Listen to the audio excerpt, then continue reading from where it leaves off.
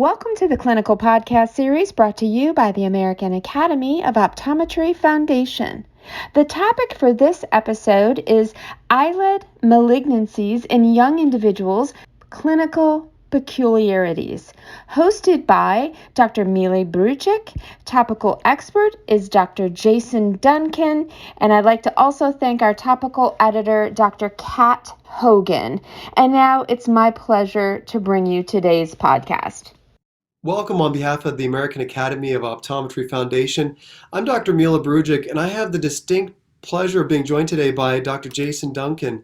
Dr. Duncan, share with the audience a little bit about yourself, your practice, where you are currently. Super. Thanks, number one, Mila, for having me and for your time. I am an associate professor at the Southern College of Optometry in Memphis, Tennessee. I've been here in some capacity since 1998. I did a fellowship, a postdoctorate fellowship in ocular disease and neurooptometry when I graduated SCO and from 96 to 98. And now I am the coordinator for our optometric surgical procedures. We have a didactic course with a lab and then a full-on clinic body to tackle lumps and bumps. That's great. I think that's part of the reason why you're one of the perfect clinicians to actually be talking about this article that we're going to be discussing here today, which is eyelid malignancies in young individuals. This is kind of an interesting one because normally when we think about eyelid malignancies, we're thinking about the older population, and this really looks at those individuals under 40. Why is this something that's important to us as optometry, Jason? Yeah, for sure. Access to care has always been an issue that we as optometrists have had the upper hand on, I would say. You know, people can get in to see us. We're fairly tuned in on these things that have to do with the eye and adnexa.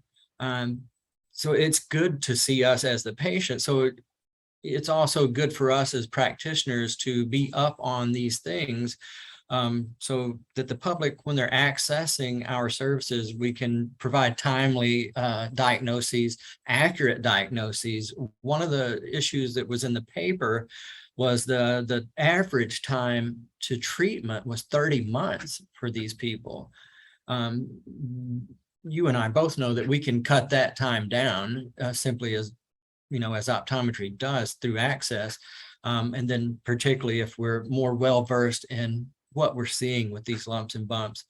And again, the article was more so dealing with under 40 as a population, which presents a new opportunity for us to perhaps what was overlooked before, because as you say, it's historically been associated with older individuals. And maybe we forget to look at these younger people in relative to lumps and bumps. And I think the article, one of the takeaways was, we should be more acutely aware of this potentiality in this younger set of patients.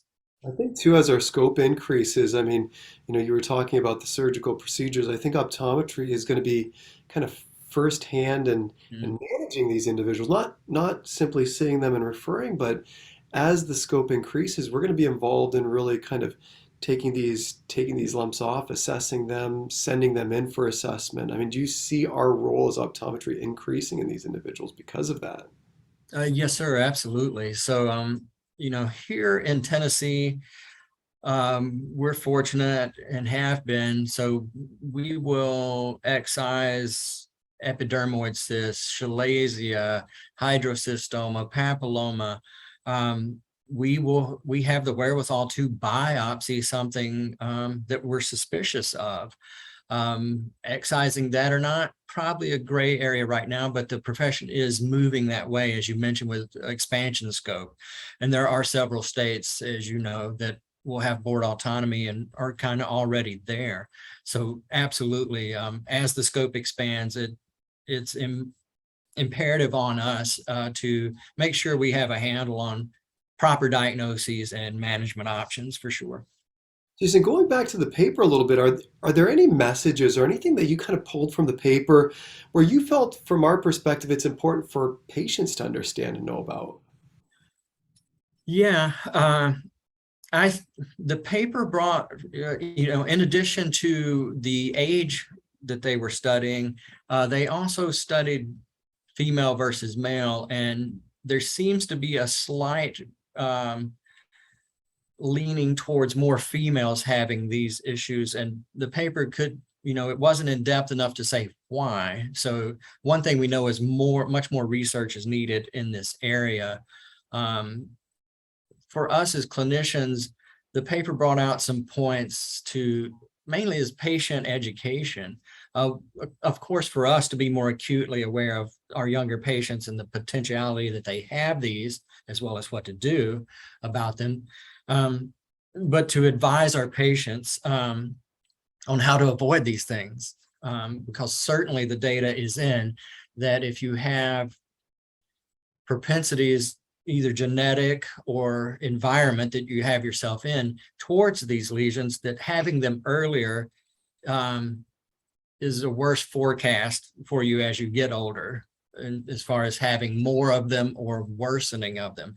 The fact that you have these at an earlier age is just paramount to have them diagnosed and treated, because they can be more aggressive. Is it a call to action to us, Jason, to be really well aware and acutely aware of these and identify them sooner in these patients? Absolutely. That's the perfect way to put it. The paper is a call to action to us to, get our practice mindset in order to learn about these things and learn what to do about them, or, if nothing else, identify and ascend to appropriate places. But, for certain ones of us, to take action for sure. Yes. So I do think this does bring a few things to light. I do think all the points that you discussed are so important and critical for us to be considering, especially when we're considering eyelid lesions, not only on those elderly patients, but also those individuals that are typically in clinical practice considered those younger individuals. Jason, thank you. This was awesome. It was great catching up with you. Truly Absolutely. time this afternoon. Yeah, great to see you again, Mila. Thank you. Thank you, Jason. And thank you all for joining in and dialing into this episode of the American Academy of Optometry Foundation podcast series. And a special thanks to Cooper Vision for their educational grant to make it all happen.